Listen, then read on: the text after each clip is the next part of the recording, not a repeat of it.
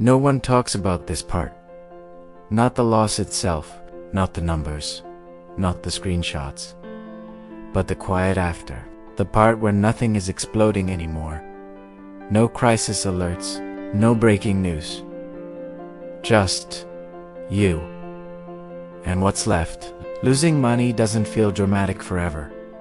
At some point, it feels heavy and confusing. Because once the money is gone, something else starts disappearing too. And no one really prepares you for that. Let me say this slowly. This is not a video about how to make it back. This is not advice. This is not motivation. This is about what happens after the damage. The part people don't post. The part that doesn't convert well. The part that stays with you. It usually doesn't start as a disaster. It starts as a decision, a belief, a plan. Sometimes it even starts as hope. You invested. You committed. You trusted something or someone, including yourself. And for a while, it made sense. Then something shifted. A market turned. A company downsized. A partner walked away. Or maybe nothing dramatic happened at all.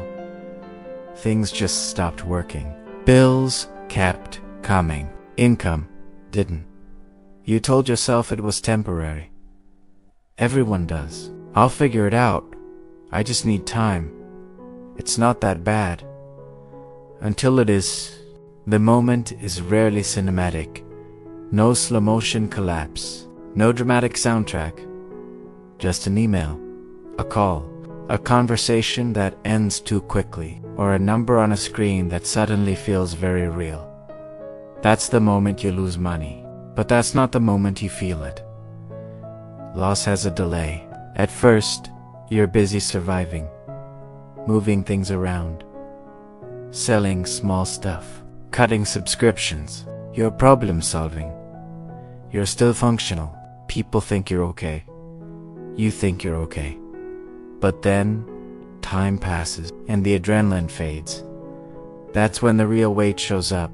Not as panic, as exhaustion. You wake up tired, even if you slept. You stop checking your bank account, not because you don't care, but because you care too much. And somewhere in that quiet, something breaks. Not externally, internally. Money stops being abstract. It becomes personal. Every purchase feels loud. Every expense feels judged. You don't ask, do I want this? You ask, can I justify this? You start doing math in your head constantly. Rent, food, time. You don't dream in years anymore. You think in weeks. Sometimes days. People talk about freedom. But what they, Dante Saistis, when money leaves, options leave with it. Not all at once. One by one. And that loss of options is suffocating. Work used to be about growth. Now it's about stability. You stop asking, is this meaningful? You ask, will this hold? You apply for things you never thought you'd consider. You say yes to things you once said no to. Not because you're weaker, because you're tired. And because responsibility doesn't disappear, just because your plans did. The hardest part. It's not the work itself. It's the feeling that you're moving, but not forward. Just not falling. This is the part nobody warns you about. Money is tied to identity more than we admit. When it's gone, you don't just lose security. You lose language. You don't know how to explain yourself anymore. What do? Becomes an uncomfortable question. You hesitate before answering. You edit the truth. You downplay. You soften. You deflect. Because your old answer no longer exists. And your new one isn't ready yet. So you feel in between. Not who you were. Not who you thought you'd become. Just someone trying to hold it together.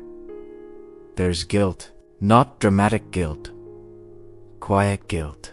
the kind that whispers you should have known better.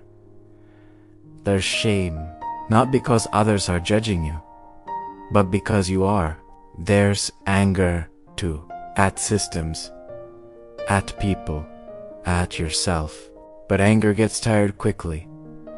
What stays is doubt. Not loud doubt, persistent doubt.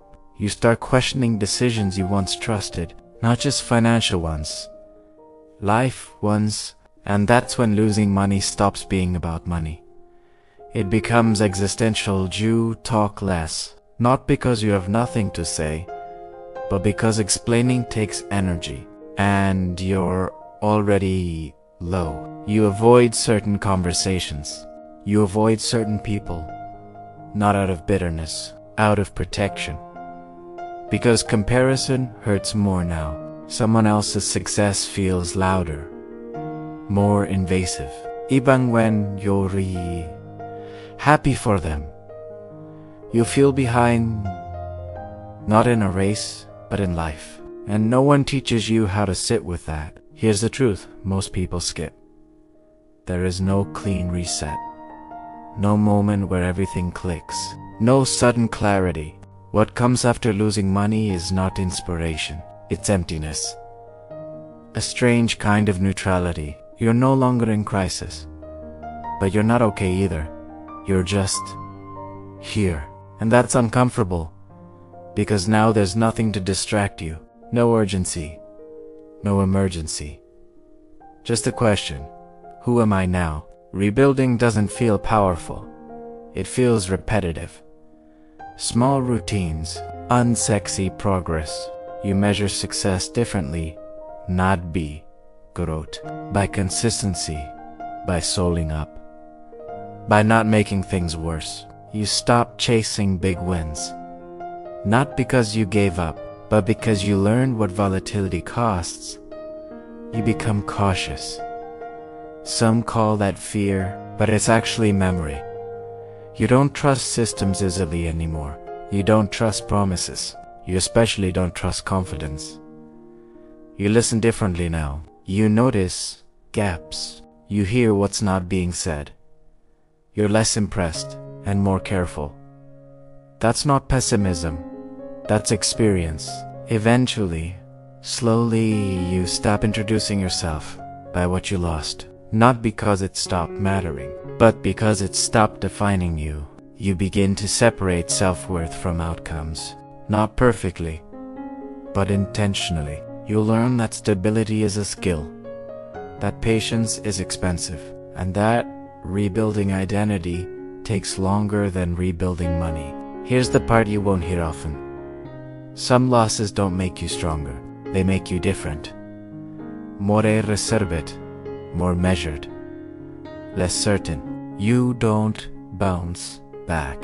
You adaptación. An adaptation doesn't look inspiring. It looks quiet. It looks boring. It looks like choosing peace over potential chaos.